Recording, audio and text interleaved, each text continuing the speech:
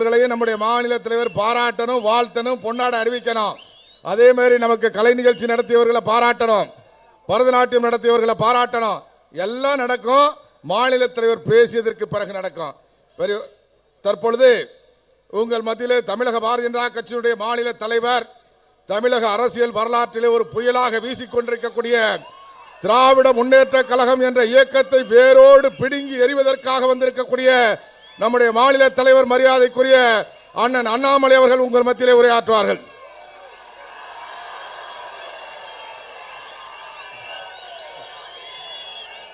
ஐயாவா. அன்பார்ந்த பெரியவர்களே, தாய்மார்களே, அன்பிற்கினிய சகோதர சகோதரிகளே, மிக பொறுமையாக சாயங்காலம் 4 மணியிலிருந்து மலைக்கோட்டை நகரில் பாரதிய ஜனதா கட்சியினுடைய உங்களுடைய எல்லோருடைய குழந்தைகளும் நன்றாக இருக்க வேண்டும், நல்லா படிக்கணும், அற்புதமான இந்த கல்விக் கொள்கையை கையில் எடுக்கணும், நாம் கஷ்டப்பட்டாலும் கூட நம்முடைய குழந்தைகள் நன்றாக வாழ வேண்டும் என்கின்ற ஒற்றை எண்ணத்தில் நாம் எல்லோரும் இங்கே ஒன்று சேர்ந்திருக்கின்றோம். இந்த மண்ணுக்கு ஒரு சக்தி இருக்குதுங்க. இது ஒரு சாதாரண மண் கிடையாது. எந்த மண்ணில் நீங்கள்லாம் அமர்ந்திருக்கிறீங்க, நின்று கொண்டிருக்கின்றீர்கள். திருச்சி மண்ணுக்கே ஒரு சக்தி இருக்கு. அதிலும் குறிப்பாக இந்த மைதானத்திற்கு ஒரு மாபெரும் சக்தி இருக்கு.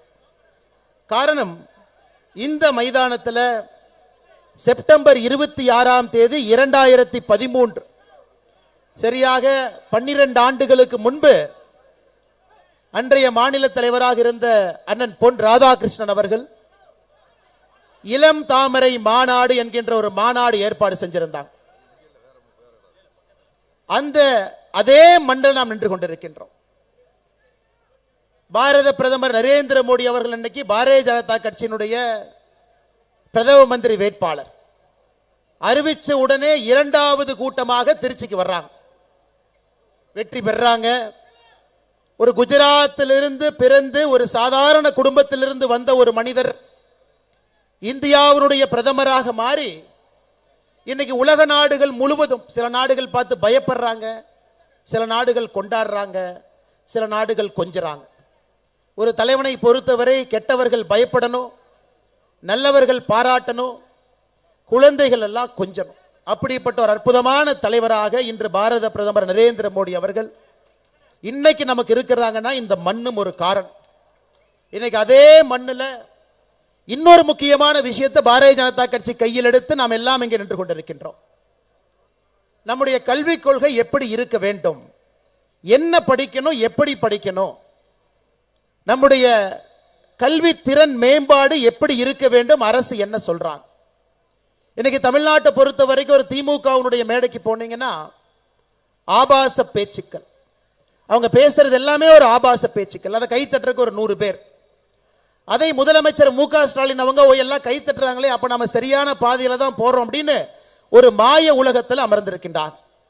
நிச்சயமாக 2026 தேர்தலில் 200 சீட்டு ஜெயிச்சிருவோம் அப்படின்னு ஒரு மாய உலகத்தில் இருக்காரு. ஏன்னா அங்க இருக்கக்கூடிய திமுகவினுடைய தொண்டர்கள் அந்த ஆபாச பேச்சுக்கு கை தட்டுறாங்க.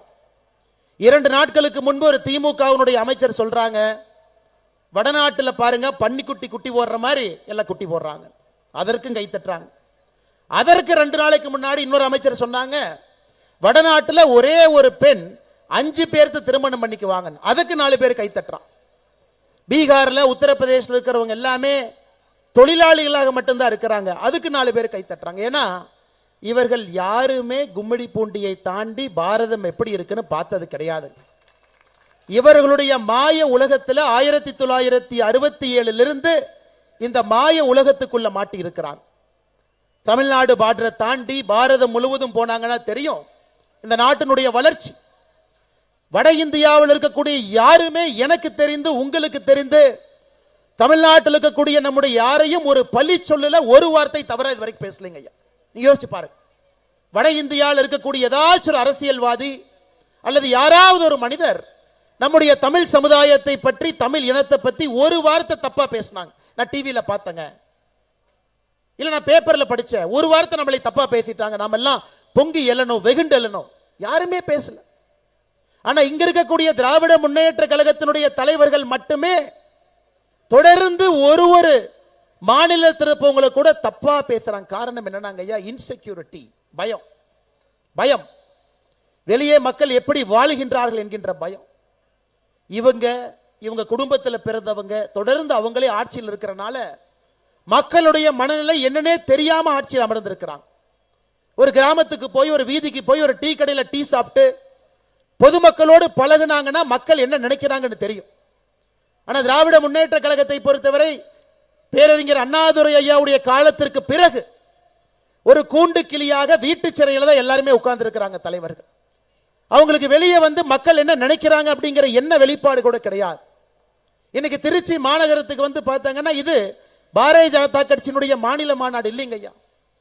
இங்க வந்திருக்கக்கூடிய அன்பு சகோதர சகோதரிகள் எல்லோருமே திருச்சி மாநகரத்தை சுற்றி இருக்கக்கூடிய பகுதியில் இருந்து இங்க வந்திருக்கிறீங்க. பாரதிய ஜனதா கட்சி நம்முடைய தேசிய கல்விக் கொள்கை, இதற்காக நாம் போடக்கூடிய முதல் கூட்டம் இங்க திருச்சியில் நடக்குது. இன்னும் இது போல 8 கூட்டம் நமக்கு பாக்கி இருக்கு. தமிழ்நாடு முழுவதுமே திருநெல்வேலி, காஞ்சிபுரம், வேலூர், கோயம்புத்தூர், சென்னை, இன்னும் 8 கூட்டம் பாக்கி இருக்குதுங்க ஐயா. இந்த அளவுக்கு உற்சாகத்தோடு ஆரவாரத்தோடு குழந்தைகள், பெண்கள், தாய்மார்கள் எல்லோரும் வந்திருக்கிறீங்க. இளைஞர்கள் பொறுமையாக 4 மணியிலிருந்து அமர்ந்திருக்கிறீங்க. என்னன்னா ஒரே ஒரு என்ன வெளிப்பாடோடு இங்கே அமர்ந்து கொண்டிருக்கின்றீர்கள், நம்முடைய குழந்தைகள் நல்லா படிக்கணும். எந்த கல்விக் கொள்கை சிறந்தது? நாம கஷ்டப்படுறோம், நாம கூலி வேலைக்கு போறோம், நாம அன்றாடங்காட்சிகளா இருக்கிறோம், நாம மாச சம்பளம் வாங்குறோம். அந்த கஷ்டம் நம்முடைய குழந்தைகளுக்கு கிடைக்க கூடாது என்கின்ற ஒற்றை எண்ணத்தில் இங்க வந்திருக்கக்கூடிய எல்லா அன்பு சகோதர சகோதரிகளுக்கு என்னுடைய நெஞ்சார்ந்த நன்றிகளை இந்த நேரத்தில் நான் தெரிவித்துக் கொள்கின்றேன். அன்பு சொந்தங்கள், ஏன்னா தமிழ்நாட்டில் கல்விக் கொள்கைக்காக மக்கள் வருவாங்க, மக்கள் வந்து கேட்பாங்க. பாரதிய ஜனதா கட்சியினுடைய திட்டம் என்ன, பாரத பிரதமர் நரேந்திர மோடி அவர்கள் என்ன சொல்ல வர்றாங்க, தமிழ்நாட்டில் திராவிட முன்னேற்ற கழகத்தினுடைய ஆட்சியாளர்கள் எந்த விதமான புது புது பொய்களை தினமும் கட்டவிழ்த்து விட்டுக் கொண்டிருக்கின்றார், எல்லோரையும் கேட்க வேண்டும் என்பதற்காக அன்பு சகோதர சகோதரிகள், பெரியோர்கள், தாய்மார்கள் நீங்கள் எல்லாம் வந்திருக்கிறீங்க. மேடையிலே நம்முடைய மூத்த தலைவர்கள், நம்மை வழிகாட்டக்கூடியவர்கள் எல்லோரும் மேடையின் மீது இருக்கிறாங்க. பாரதிய ஜனதா கட்சியினுடைய மாநிலத்தினுடைய பார்வையாளராக இருக்கக்கூடிய முன்னாள் எம்எல்சி ஐயா பொங்கலெட்டி சுதாகர் ரெட்டி அவங்க நம்மளோடு இருக்கிறாங்க. நம்முடைய சட்டமன்ற குழு தலைவர் அண்ணன் நயினார் நாகேந்திரன் அவர்கள் நம்மோடு இருக்கின்றார். நம்முடைய முன்னாள் மாநில தலைவர்கள், முன்னாள் அமைச்சர்களாக இருந்து, முன்னாள் ஆளுநராக இருந்து, இன்னைக்கு பாருங்க உங்களோடு இணைந்து ஒரு தொண்டனாக இந்த கட்சியினுடைய வளர்ச்சிக்கு பாடுபட்டு கொண்டிருக்கக்கூடிய அண்ணன் பொன் ராதாகிருஷ்ணன் அவர்கள், அருமை அக்கா டாக்டர் தமிழிசை சவுந்தரராஜன் அக்கா நம்மளோடு இருக்கிறார். பாருங்க, எந்த கட்சியில உயர் பதவியில் இருந்தவங்க மறுபடியும் அந்த பதவியிலிருந்து வெளியே வந்த பிறகு தொண்டனாக கலந்து இந்த கட்சியினுடைய வளர்ச்சிக்கு பாடுபடக்கூடிய சரித்திரத்தை எந்த கட்சியில பார்க்க முடியுங்க? பாரதிய ஜனதா கட்சியை தவிர்த்து. முன்னாள் தேசிய செயலாளராக இருந்து நெஞ்சுரம் மிக்கவர், நேர்மையானவர், தர்ம போராளி என்கின்ற ஒரு வார்த்தையை சொன்னாவே தொண்டர்கள் எப்பொழுதும் கூட அலை அலையாக அவருக்காக ஒரு ஆக்ரோஷ குரல் கொடுக்கக்கூடிய ஒரு தலைவர் அண்ணன் எச் ராஜாஜி அவர்கள் நம்மோடு இருக்கின்றார்.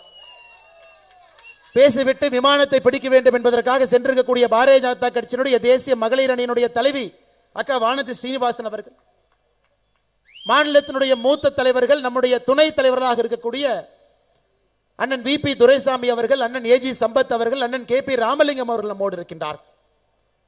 மாநிலத்தினுடைய பொதுச் செயலாளர்கள் அண்ணன் பொன் பாலகணபதி அவர்கள், அண்ணன் ஏ பி முருகானந்தம் அவர்கள் நம்மோடு இருக்கின்றார். முக்கியமாக இந்த கூட்டத்தை நான் நடத்தி காட்டுவேன். நான் மக்களை கொண்டு வந்து முதல் கூட்டம் திருச்சி மண்ணில் தான் இருக்கணும், அதன் பிறகு 8 கூட்டத்தை நீங்க வேற எங்க வேணாலும் போட்டுக்குங்க என்று கங்கணம் கட்டிக்கொண்டு இங்க இருக்கக்கூடிய எல்லா தலைவர்களையும் ஒருங்கிணைத்து, கருப்பு என்கின்ற வார்த்தை அதுக்கு ஒரு தனி மரியாதை இருக்குதுங்க. சனி பகவான் என்றால் கருப்பு, கருப்புனாவே கொஞ்சம் திராவிட முன்னேற்ற கழகத்துக்கு எப்பொழுதுமே பயம் இருக்கும். அதனாலதான் கருப்பை கூட வச்சுக்கணும் அப்படிங்கறதுக்காக எப்பொழுதுமே கருப்பு அந்த சட்டையிலிருந்து கலரிலிருந்து கூட வச்சிருப்பாங்க. ஏன்னா கருப்புக்கு அவ்வளவு ஒரு சக்தி இருக்கு.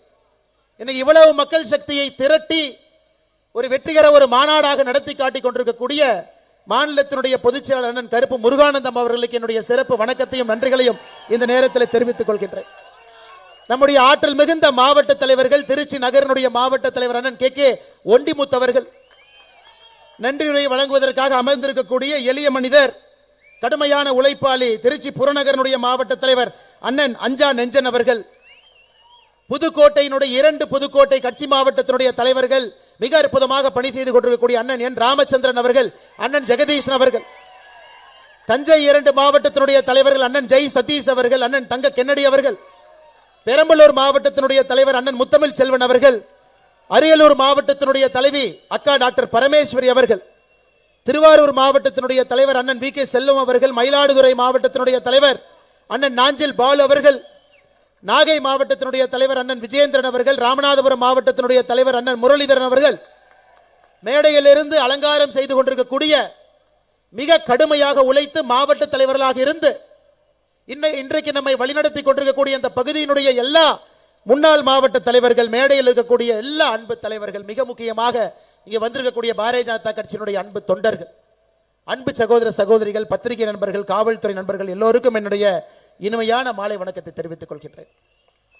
அன்பு சொந்தங்களே, 1968 ஒரு கல்விக் கொள்கை வந்துச்சுங்க ஐயா. சுதந்திரத்திற்கு பிறகு 1986 இன்னொரு கல்விக் கொள்கை வந்துச்சு. அதை 2ஆம் கல்விக் கொள்கை என்று சொல்லுவோம். 92 திருத்தப்பட்ட 2ஆம் கல்விக் கொள்கை வந்துச்சு. சுதந்திரத்திற்கு பிறகு இந்தியாவை பொறுத்தவரை 2 கல்விக் கொள்கை தான் இதுவரைக்கும் இருந்துச்சுங்க ஐயா. நம்முடைய பாரத பிரதமர் நரேந்திர மோடி அவர்கள் ஆட்சிக்கு வந்த பிறகு ஒரு தேசிய கல்விக் கொள்கையை கொண்டு வரணும். ஏழை மக்களுடைய முன்னேற்றம் என்பது அந்த கல்வியை சார்ந்திருக்க வேண்டும் என்பதற்காக ஒரு குழுவை போட்டாங்க, கமிட்டியை போட்டாங்க. அந்த கமிட்டி 2019 மே 31ஆம் தேதி ISRO அமைப்பினுடைய முன்னாள் தலைவராக இருந்த கஸ்தூர் ரங்கன் அவர்கள் தேசிய கல்விக் கொள்கையினுடைய வரைவு அறிக்கையை கொடுத்தாங்க. அந்த அறிக்கையில மிக முக்கியமான பல விஷயங்களை சொல்லி இருந்தாங்க. அதுல மிக முக்கியமானது எந்த மொழியை நாம் படிக்க வேண்டும் என்று இருந்தது. முதலாக நாம் பார்த்தோம், 1ஆம் கிளாஸ்ல இருந்து 5ஆம் கிளாஸ் வரைக்கும் நம்முடைய தாய்மொழி தமிழ் மொழியில தான் நாம் படிக்க வேண்டும் என்பது நம்முடைய தேசிய கல்விக் கொள்கையில நாம் கொண்டு வந்திருக்கக்கூடிய மிக முக்கியமான விஷயம். தாய்மொழி எப்படிங்க வளரும்? ஒரு குழந்தை வீட்டில் அம்மாட்ட தமிழ்ல பேசுவாங்க, அதே குழந்தை பள்ளிக்கூடத்துக்கு போகும்போது ஆங்கிலத்தில் சொல்லி கொடுப்பாங்க. A for ஆப்பிள் பாங்க, அந்த குழந்தைக்கு ஆப்பிள்னா என்னன்னே தெரியாது. B for பாலும்பாங்க, அதை தமிழ்ல வேற வார்த்தையை பயன்படுத்தும். அந்த குழந்தையினுடைய ஃபர்ஸ்ட் 5 வருஷம் 6 வருஷம் வளர்ச்சி பார்த்தீங்கன்னா பள்ளிக்கூடத்திலே ஆங்கில வார்த்தையும் வீட்டிலே தமிழ் வார்த்தையும் சொல்லும் பொழுது அந்த குழந்தையினுடைய வளர்ச்சி முழுமை இருக்காது. அதனாலதான் தாய்மொழி கல்வி கற்கக்கூடிய சைனாவாக இருக்கட்டும், ஜப்பானாக இருக்கட்டும், ஜெர்மனியாக இருக்கட்டும், எல்லோருமே மிக முக்கிய நாடுகளாக மாறி இருந்தார்கள்.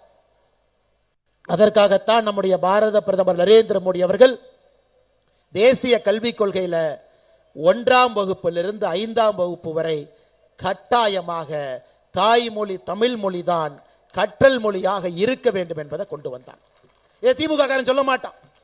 இத்தனை ஆண்டு காலம் ஆட்சி செய்தும் கூட அவங்க கட்டாய தமிழ் மொழியை கொண்டு வரல, மோடி ஐயா கொண்டு வந்திருக்கிறார். 6ஆம் வகுப்பு 7ஆம் வகுப்பு 8ஆம் வகுப்பு தமிழ் மொழியிலே சொல்லிக் கொடுப்பதற்கான முயற்சி எடுப்போம். தேசிய கல்விக் கொள்கை வரைவறிக்கையில 3வது மொழி கட்டாயமாக ஹிந்தி படிக்க வேண்டும் என்று இருந்தது.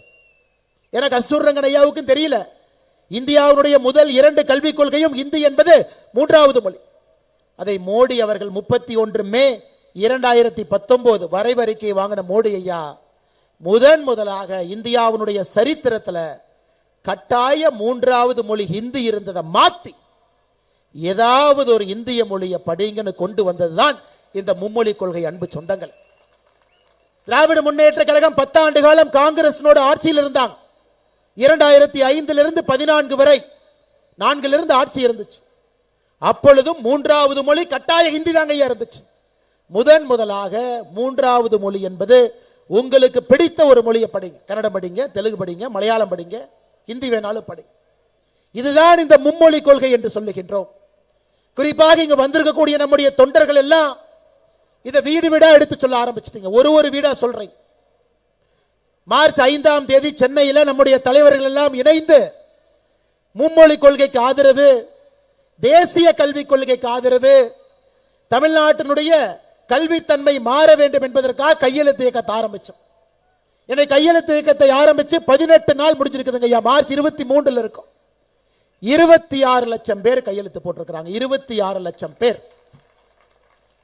திராவிட முன்னேற்ற கழகம் மாசத்துக்கு ஒரு கையெழுத்து இயக்கத்தை ஆரம்பிப்பாங்க. நீட்டுக்கு எதிராக கையெழுத்து இயக்கத்தை திராவிட முன்னேற்ற கழகம் ஆரம்பிச்சாங்க.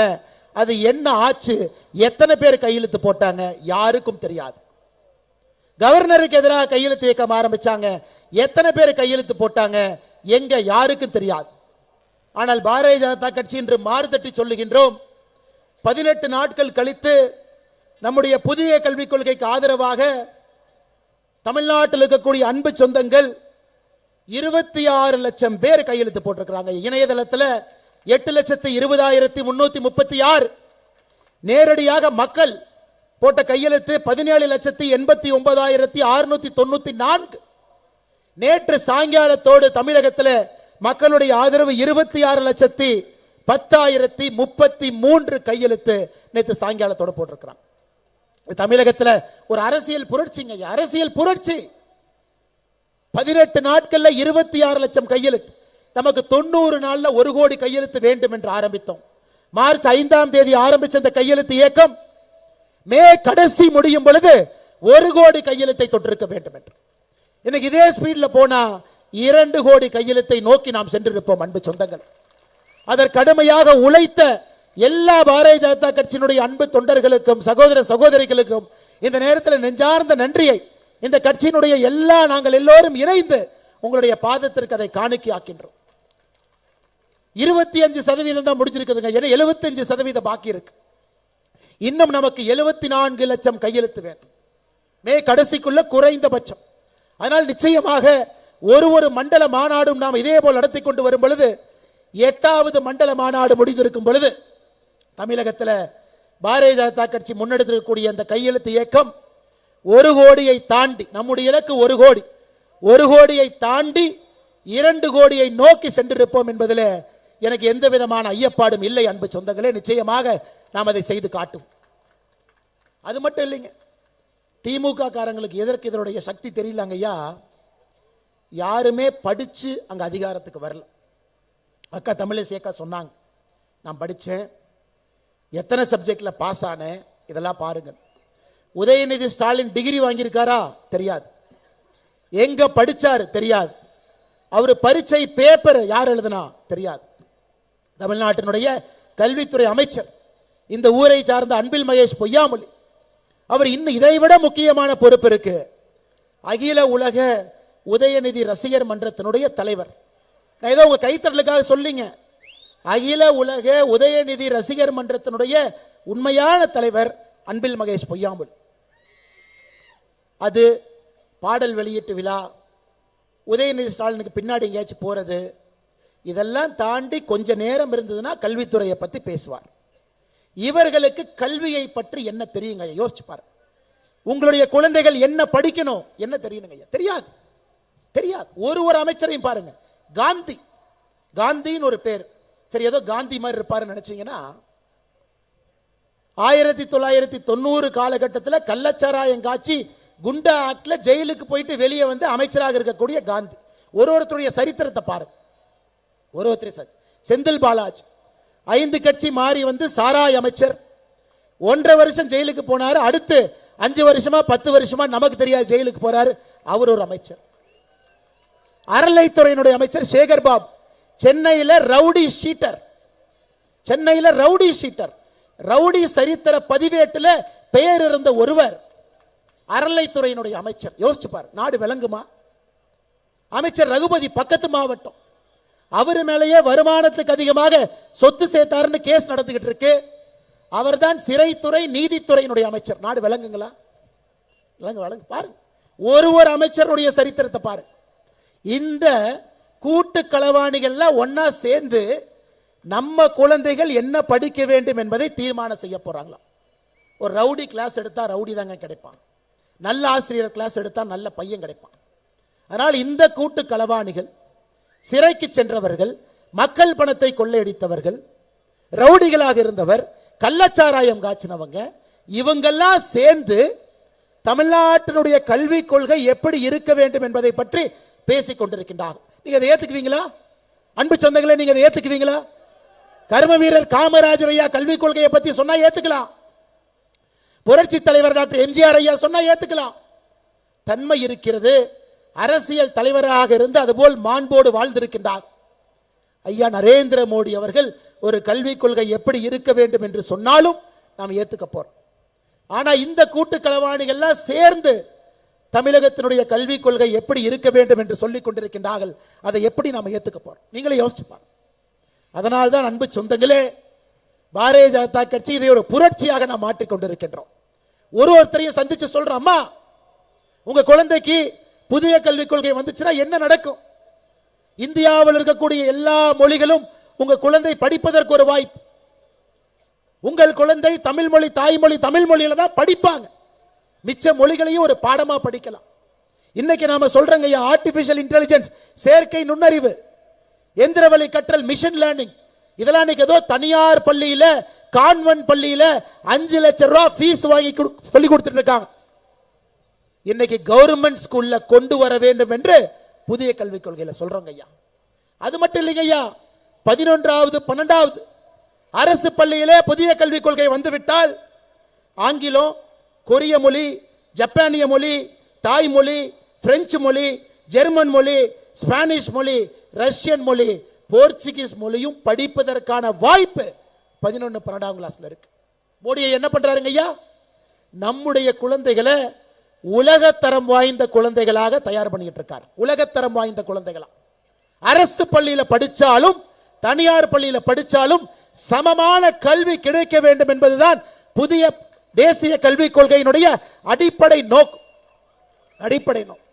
ஆனா இவங்களை பொறுத்த வரைக்கும் என்ன, இவங்க நடத்தக்கூடிய தனியார் பள்ளியில ஒரு கல்வி, அரசு பள்ளியில் நம்ம படிக்கக்கூடிய குழந்தைகளுக்கு தரமில்லாத ஒரு கல்வியை கொடுத்து திராவிட முன்னேற்ற கழகத்தினுடைய தலைவர்களுக்கு போஸ்டர் ஒட்டுவதற்காக அரசு பள்ளியினுடைய மாணவ செல்வங்களை தயார்படுத்தி கொண்டிருக்கின்றார்.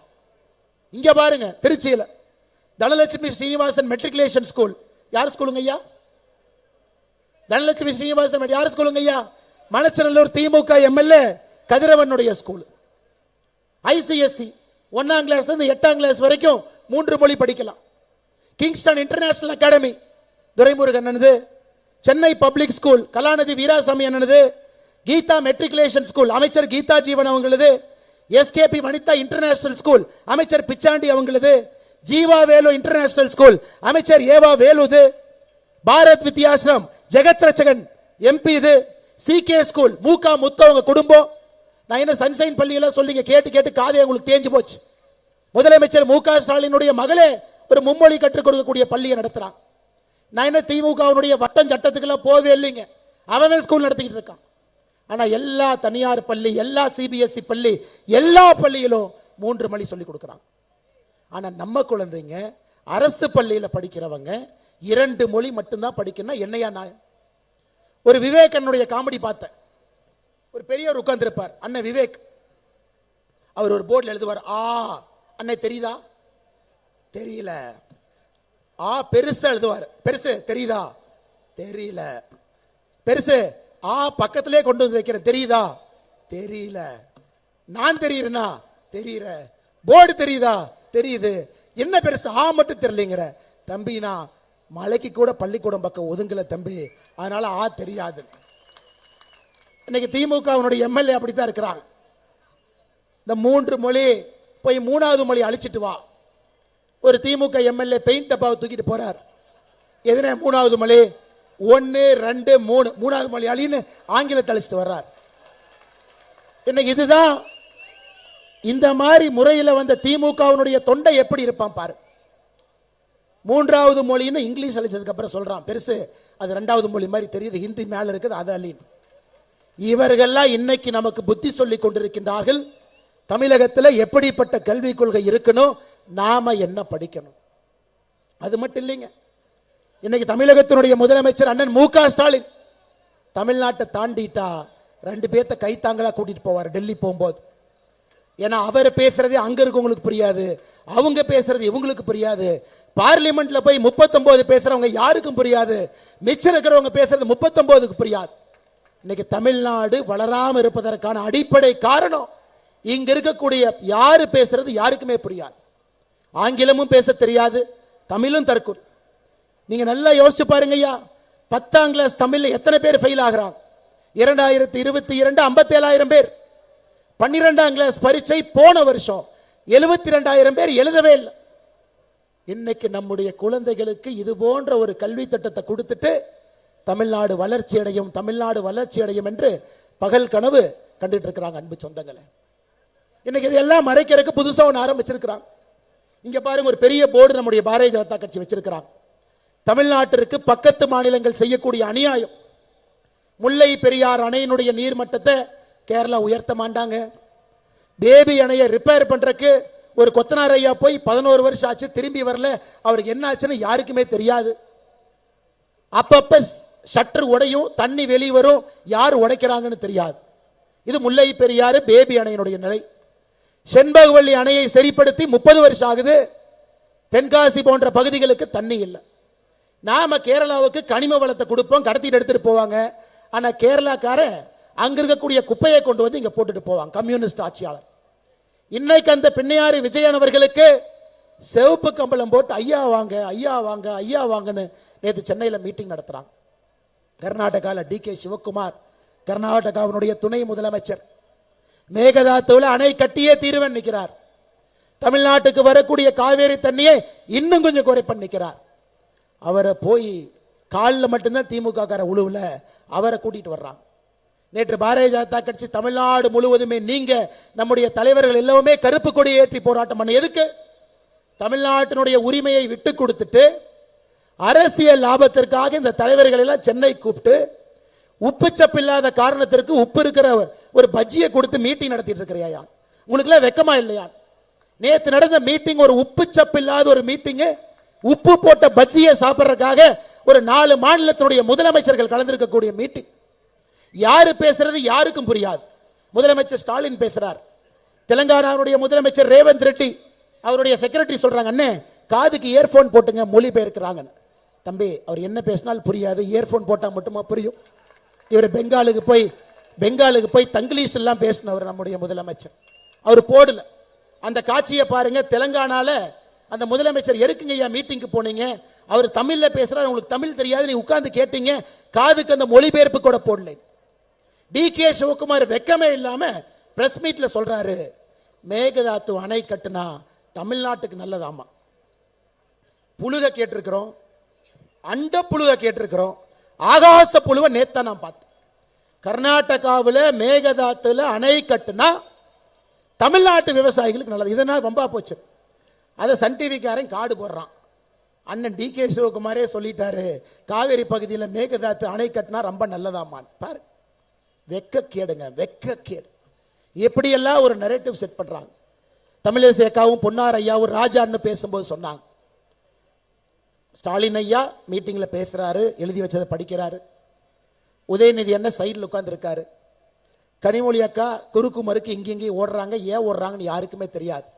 அது திமுக விழாவா, அது குடும்ப விழாவா, நேற்று தமிழக அரசு நடத்திய விழாவா? அது காசு யாரு செலவு பண்ணாங்க? அத்தனை பேத்துக்கு பஜ்ஜி போட்ட செலவு யாரு? திராவிட முன்னேற்ற கழகத்தினுடைய செலவா, தமிழக அரசனுடைய செலவா? யோசிச்சு பாரு. தொகுதி மறுசீரமைப்பு பத்தி நாம பேசணுமா? யாரும் பேசல. நாம பேசும் பொழுது பாராளுமன்றத்தில் நம்முடைய பிரதமர் அவர்கள் பேசுவார்கள், உள்துறை அமைச்சர்கள் பேசுவார்கள். என்ன தொகுதி மறுசீரமைப்பு? அது அமித்ஷா அவர்கள் கோயம்புத்தூர்ல பேசிட்டாங்க. பாரத பிரதமர் நரேந்திர மோடி ஐயா ஆந்திரால பேசிட்டாங்க. தொகுதி மறுசீரமைப்பு நடக்கும் பொழுது மக்கள் தொகை அடிப்படையில் நடக்காது என்பதை தெள்ள தெளிவா சொல்லிட்டாங்க. விகிதாச்சார அடிப்படையில் தான் நடக்கும், அதையும் சொல்லிட்டாங்க. அப்ப திமுக கேட்கிறேன், கணக்கு தெரியாது, விகிதாச்சார அடிப்படையில் என்னன்னு சொல்லுனேன். தெரியுப்பா, உனக்கு தான் கணக்கு தெரியாது, நல்லா சொல்றோம் கேட்டுக்க. 543 MP, தமிழ்நாட்டில் 39 MP. அப்ப எவ்வளவுங்க ஐயா? 543 நம்ம பங்கு 7.17% நம்ம MP. உத்தரப்பிரதேசம் 80 MP 543, அவங்க பங்கு 14.74% உத்தரப்பிரதேஷ், 14% UP, 7.17% நாம மொத்த MP. நாளைக்கு 543 எவ்வளவு பெருசானாலும் அதுல 7.17 தமிழ்நாட்டுக்கு, அதுல 14.7 யூபிக்கு. முடிஞ்சு போச்சு, கதை முடிஞ்சு போச்சு. எல்லாம் பெட்டி கட்டிட்டு கிளம்புங்கன்னு சொன்னாலும் திமுக காரை கூட்டம் போடுறான். யாருக்கும் ஒரு சீட்டு குறையாது, யாருக்கும் ஒரு சீட்டு ஏறாது.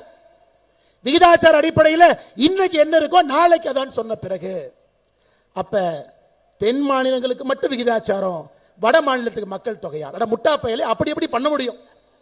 மக்கள் தொகைன்னு வச்சா முழுசா மக்கள் தொகை வைப்பாங்க, விகிதாச்சாரம் வச்சா முழுசா விகிதாச்சாரம் வைப்பாங்க. இப்படிப்பட்ட முட்டாள்களாக திராவிட முன்னேற்ற கழகத்தினுடைய தலைவர்கள் இருக்கிறாங்க. அதுக்கு ஒரு கூட்டம் போடுறாங்க.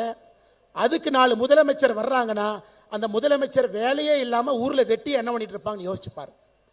ஒரு வேலை இருக்கிற முதலமைச்சர் வருவாங்களா? பாராளுமன்றத்தில் சொல்லல, தொகுதி மறுசீரமைப்பு பத்தி பேசல, அதை பத்தி யாருமே கேள்வி கேட்கல. இங்க வேலை இல்லாத ஒரு முதலமைச்சர் ஐயா மு.க. ஸ்டாலின் கூட்டம் போடுறாருன்னு 3 பேர் வேலை இல்லாம பிளைட்டை பிடிச்சு வர்றாங்க. கொடுமை கொடுமை. இதையெல்லாம் பார்க்க வேண்டிய ஒரு துர்பாகியம் தமிழக மக்களுக்கு இருக்கு. அன்பு சொந்தங்களே, இதையெல்லாம் உடைத்து தகர்த்தெறிய வேண்டிய நேரம். அடுத்து பட்ஜெட்டுங்க ஐயா, கோர்ட்ல இருந்து ஆர்டர் போட்டிருக்கிறாங்க 8:30 மணிக்குள்ள பேசி முடிச்சிடணும். ஏன்னா இந்த மாதிரி சமீபத்தில் ஒரு ஜோக்கு பார்த்தேன். ஒரு காவல்துறை நண்பர் இருக்கார், 4 பேர் ரோட்ல போறாங்க. டேய், நீ தாண்டா அந்த மும்மொழி கொள்கைக்கு கையெழுத்து வாங்குறாளா, வாடா உன்னை பிடிச்சி உள்ள போடுறேன்.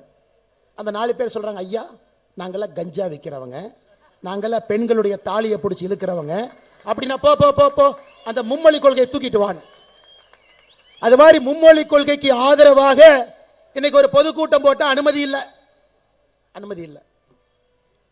கோர்ட்டுக்கு போய் இங்க இருக்கக்கூடிய தலைவர்கள் கோர்ட்டினுடைய அனுமதி வாங்கி கோர்ட் சொல்லியிருக்கிறாங்க 8:30 மணிக்குள்ள முடிச்சு. அதனால நாமளும் வேகமா முடிக்கணுங்க ஐயா, நீங்களும் ரொம்ப தூரம் போகணும். அருமை சொந்தங்களே, தமிழ்நாட்டில் சமீபத்தில் நிதிநிலை அறிக்கை தாக்கல் பண்ணியிருக்கிறாங்க.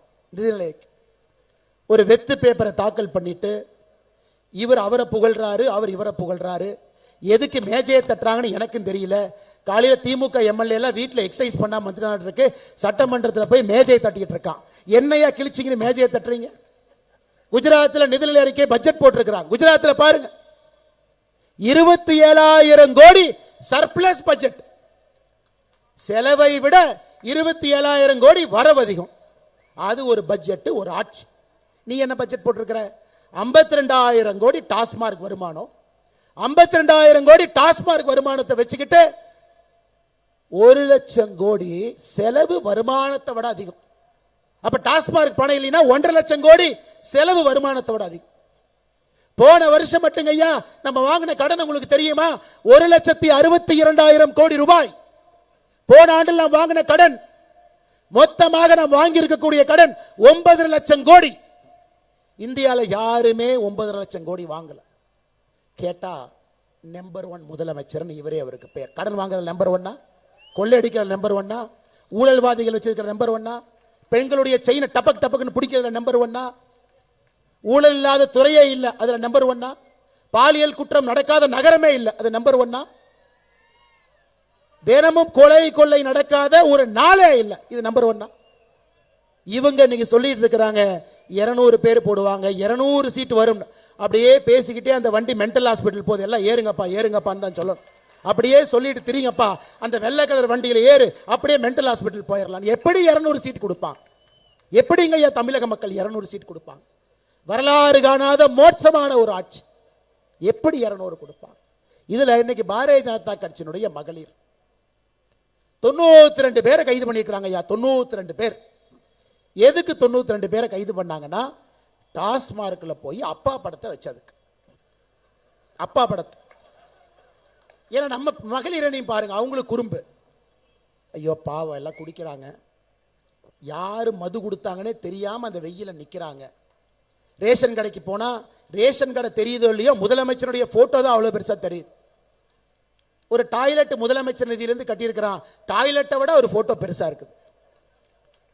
பஸ்ஸில் ஏறினீங்கன்னா போட்டோ இருக்குது, போட்டோ பார்த்துட்டு போனா கீழே தரையில் விழுந்துருவீங்க, நான் கீழே ஃபுல்லா ஓட்ட.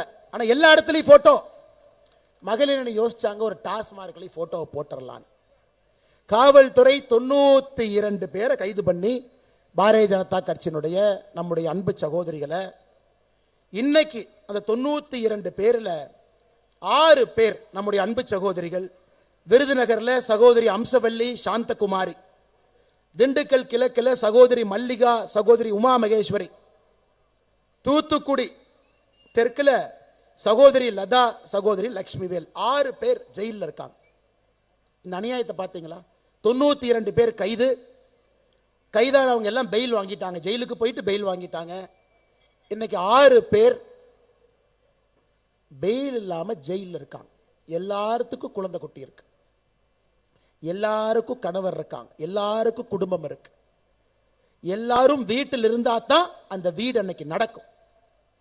அப்படி இருந்தும் தைரியமாக நம்முடைய சகோதரிகள் என்னானாலும் பார்த்துக்கலாம், டாஸ்மார்க்ல போட்டோ ஒட்டுறதுதான் போயிருக்கிறாங்க. பாருங்க, தந்தியில மகாத்மா காந்தி அவர்கள் எப்படி ஒரு கை உப்பெடுத்து ஆங்கிலேயர்களை விரட்டி அடித்தாரோ, இந்த டாஸ்மார்க் போராட்டத்தில் அப்பாவுடைய படத்தை ஒட்டினாங்க இல்லைங்கய்யா, அதுக்கு சமம்.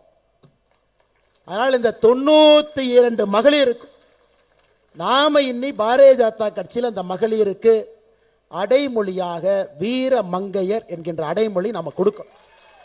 92 பேரும் இன்றிலிருந்து அவங்க பேரை நம்ம கட்சி பத்திரிகையில் போடுறோம், கட்சியில் நம்ம கூப்பிடுறோம்னா வீர மங்கையர் என்கின்ற அடைமொழி. மற்ற கட்சியில் தலைவங்கள்லாம் அடைமொழி கொடுத்துக்குவாங்க, நம்ம கட்சியில் தொண்டர்களுக்கு அடைமொழி கொடுப்போம், கடுமையாக வேலை செய்யக்கூடிய சகோதரிகளுக்கு அடைமொழி கொடுப்போம். வீர மங்கையர்களாக 92 பேர் கைதாகி ஜாமீன் வாங்கி வெளியே வந்திருக்கிறாங்க. பாருங்க, 2 பேர் வீர மங்கையர்கள் நின்று கொண்டிருக்கின்றார்.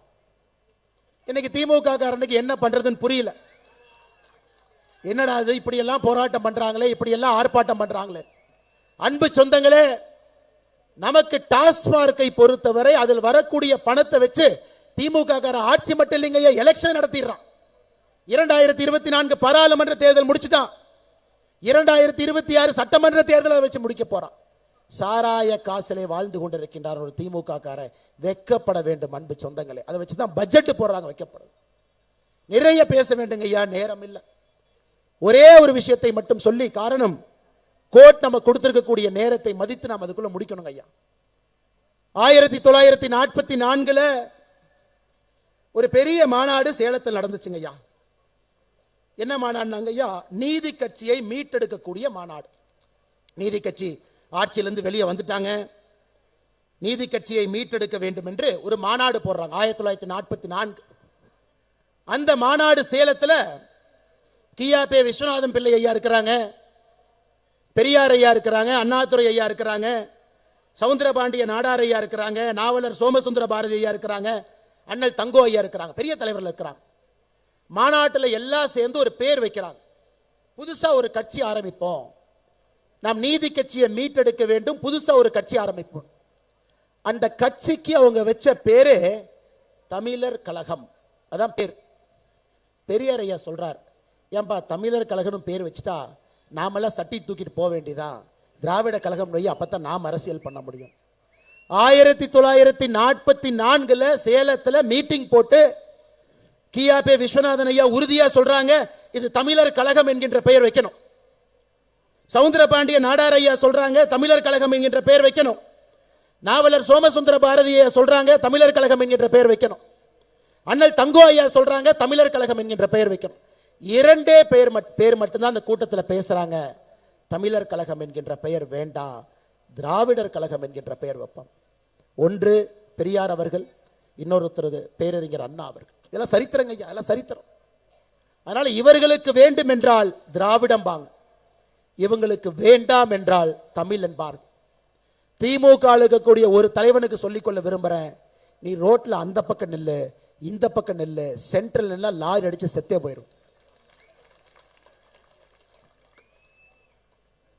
சிஎம் எல்லாம் கூப்பிடுறப்ப திராவிட இனம், ஆனா மொழி சொல்லி கொடுக்கும் பொழுது தமிழர் இனம். இந்த டிராமாவை நாம் பார்த்துக்கிட்டே இருக்கிறோம். அன்பு சொந்தங்களே, இதையெல்லாம் வருகின்ற காலத்தில் நிறைய பேசுவோங்க ஐயா. அதற்கு உங்களுடைய கடுமையான உழைப்பு தேவைப்படுகிறது. இன்னும் 74 லட்சம் கையெழுத்து குறைந்தபட்சம் தேவைப்படுது. 74 லட்சம் கையெழுத்து. கடுமையாக எல்லா சொந்தங்களையும் பார்த்து இந்த கையெழுத்து இயக்கத்தை மாபெரும் ஒரு வெற்றி இயக்கமாக நீங்கள் மாற்றி காட்டி, தமிழகத்தில் தேசிய கல்விக் கொள்கை நம்முடைய பொன்னாரையா சொன்னாங்க, பாராளுமன்றத்தில் உள்துறை அமைச்சர் ஐயா சொன்னாங்க, தேசிய ஜனநாயக கூட்டணியுடைய ஆட்சி வரும் பொழுது சமக்கல்வி, அரசு பள்ளியில தனியார் பள்ளியில சமக்கல்வி தான் வரத்தாங்க ஐயா. போது நாம ஆட்சிக்கு வந்ததுக்கு அப்புறம் தனியார் பள்ளிக்கு நம்ம அனுமதியே கொடுக்க போறது இல்லை. எதுக்கு தனியார் பள்ளிக்கு அனுமதி கொடுக்கும்? 5 லட்சம் 10 லட்சம் காசு வாங்குறக்கா? அரசு பள்ளியை மேம்படுத்தி ஒரு பள்ளியும் PM ஸ்ரீ பள்ளியாக மாற்றி, எப்படி அக்கா தமிழிசை சவுந்தரராஜன் அவர்கள் புதுச்சேரி ஆளுநராக இருந்த பொழுது ஒரே ஒரு கையெழுத்தை போட்டு எல்லா அரசு பள்ளியும் புதுச்சேரியில ஒரே நாளில் CBSE பள்ளியாக மாத்தி காட்டிட்டாங்க. ஒரே கையெழுத்து, ஒரே இரவு, அடுத்த நாள் காலையில புதுச்சேரியினுடைய அரசு பள்ளி எல்லாம் CBSE பள்ளி. அந்த தரத்தை கொடுக்கிறோம். நாமும் அதை செய்வோம். இந்த அற்புதமான பொதுக்கூட்டத்திற்கு வந்திருக்கக்கூடிய எல்லா அன்பு சொந்தங்களுக்கும் பொறுமையாக 4 மணியிலிருந்து அமர்ந்து எல்லா தலைவர்கள் பேசுவதையும் கேட்டு அமைதியாக நீங்கள் இல்லம் திரும்பணும். பாதுகாப்பா இல்லம் திரும்பணும். கடினமாக உழைக்கணும். தேசிய கல்விக் கொள்கையை பட்டி தொட்டி எல்லாம் நீங்க எடுத்துட்டு போகணும். இன்னும் 74 லட்சம் குறைந்தபட்ச கையெழுத்தை நீங்க வாங்கணும். கடுமையாக உழைக்க வேண்டும் என்று சொல்லி அந்த 92 வீர மங்கையர்களுக்கும் இந்த நேரத்தில் சிரம் தாழ்ந்து வணங்கி என்னுடைய வாழ்த்துக்களையும் நன்றிகளையும் இந்த நேரத்தில் தெரிவித்துக் கொள்கின்றேன். நன்றி, வணக்கம். பாரத் மாதா கி, பாரத் மாதா கி, பாரத அன்னையின் புகழ். மாநாட்டு தலைவர் மாநில பொதுச் செயலாளர் கருப்பு முருகானந்தம் அவர்களும் மாநகர் மாவட்ட தலைவர் ஒண்டிமுத்து அவர்களும் இணைந்து தலைவர் அண்ணாமலை அவர்களுக்கு மலர் மாலையை மாணிக்க மாலையாக சூட்டுகிறார்கள். நன்றி உரை புறநகர் மாவட்ட தலைவர் அஞ்சானஞ்சன் அவர்கள். இன்று தேசிய கல்விக் கொள்கை மேடைக்கு யாரும் வர வேண்டாம். கொஞ்சம் ஒரு நிமிஷம் இருங்க. மேடையில் இருக்கக்கூடிய நம்முடைய தலைவர்கள் எல்லாரும் இங்க முன்னாடி வராது. தயவு செஞ்சு பின்னாடி போங்க. இருங்கக்கா, உங்களுக்கு கூப்பிடுறக்கா. இருங்கக்கா, ஏங்க அப்படி பண்றீங்க? கூப்பிடுறேன்னு சொல்றாங்க. தலைவர்கள் எல்லா மாவட்ட தலைவர் 12 பேருக்கு நம்ம தலைவர் பொன்னாடை அணிவிச்சு கௌரவிக்க போறாரு. நீங்க எல்லாம் இருந்து பார்க்கணும். உங்க மாவட்ட தலைவருக்கு நம்ம மாநில தலைவர் பொன்னாடை அணிவிக்கிறதுக்கு நீங்க எல்லாம் இருக்கணும். 1. 2வது மாவட்ட தலைவர்கள்